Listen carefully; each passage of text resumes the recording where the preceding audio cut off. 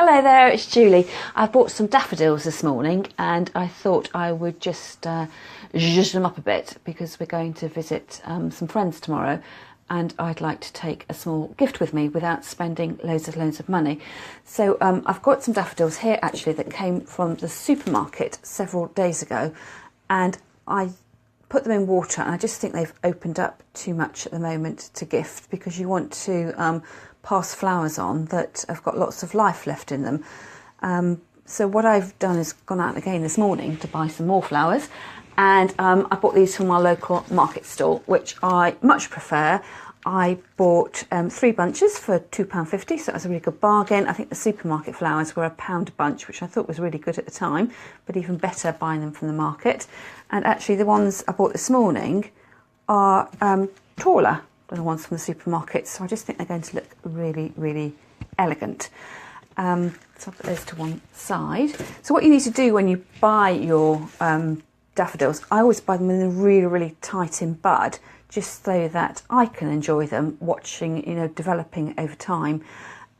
You'll find them normally with 2 lots of elastic bands, keeping the heads together and their feet together like that. And so I would cut the elastic bands away and then normally just casually arrange them in a vase. As you all know, no doubt, that when you're buying fresh flowers, you should be cutting the stems. So what I've done with these actually is I've left them out of water because I don't want the flowers to open up too much. So I'm not going to recut the stems at the moment, but I am going to just keep them in a vase of water overnight.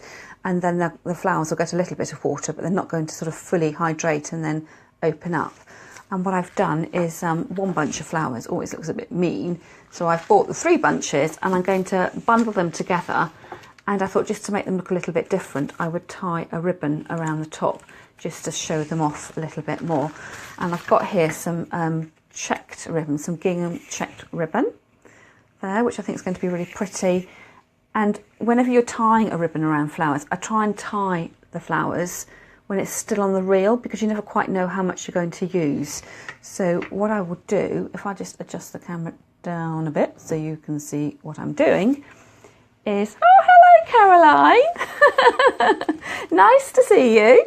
And take the ribbon around. I'm just going to do a shoelace bow, but it just makes it a tiny bit awkward because I've got the reel on the other end as well.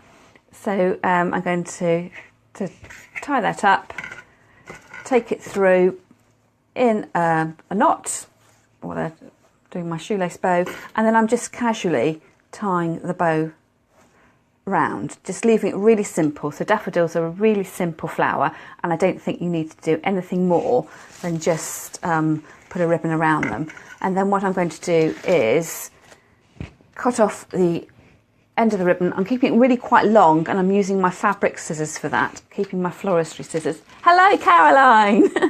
Ask me a question, Caroline, and I'll see if I can answer it. And what I'm going to do there is, now they're all sort of attached together, I'm going to undo the elastic bands. I'm going to snip them away.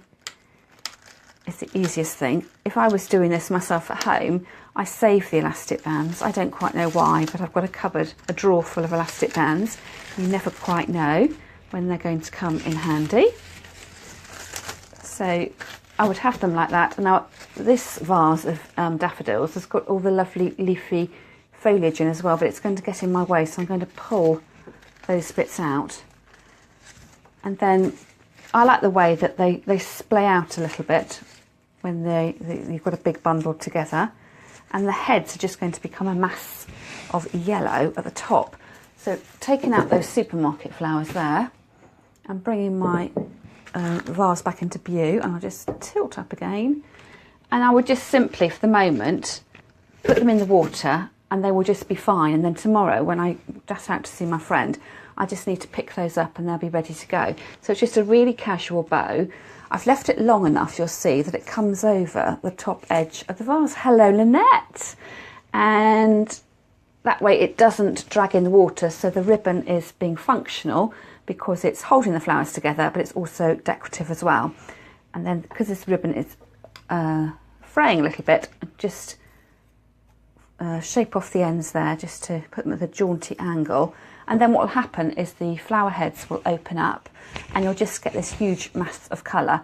And as they do really mature, if they're too sort of tight together, well, in which case you'd undo the ribbon and just let the flowers fall more naturally into the vase. But it's in effect that you're creating almost a topiary tree of daffodils, because they're coming straight up with a stem, and then you've got this lovely big head at the top there.